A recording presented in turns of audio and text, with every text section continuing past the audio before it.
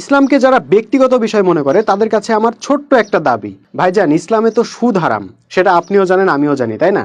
তো আপনি প্লিজ বলবেন কি কিভাবে ব্যক্তিগতভাবে সুদ থেকে মুক্ত থাকা যায়। রাষ্ট্রের অর্থনীতির ভিত্তি যখন সুদ, যখন সুদ ছাড়া ব্যাংক চলে না, সুদ ছাড়া আমদানি রপ্তানি চলে না, সুদ ছাড়া বাণিজ্য চলে না, সুদ ছাড়া সরকারের বাজেট পাস হয় না, সুদ ছাড়া সরকারের উন্নয়ন প্রকল্প চলে না, সুদ ছাড়া অর্থ ব্যবস্থা চলে না, তখন আপনি ব্যক্তিগতভাবে কিভাবে সুদ মুক্ত থাকবেন আমাকে একটু বলেন তো শুনি।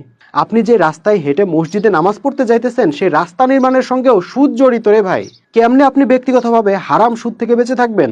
ভাই আপনি তখনই হারাম সুদ থেকে বাঁচতে পারবেন যখন আল্লাহর দেওয়া অর্থ ব্যবস্থা জাতীয় জীবনের প্রতিষ্ঠা করতে পারবেন। ইসলামকে যখন আপনি রাষ্ট্রীয়ভাবে প্রতিষ্ঠা করতে পারবেন, কেবল তখনই রাষ্ট্রীয়ভাবে সুদমুক্ত অর্থনীতি কায়েম করতে পারবেন, আর তখন ব্যক্তিগতভাবেও সুদমুক্ত থাকতে পারবেন। এছাড়া কিয়ামত পর্যন্ত সুদ হারামের আয়াত পাঠ করলেও লাভ নাই, সুদ থেকে মুক্তি পাবেন না।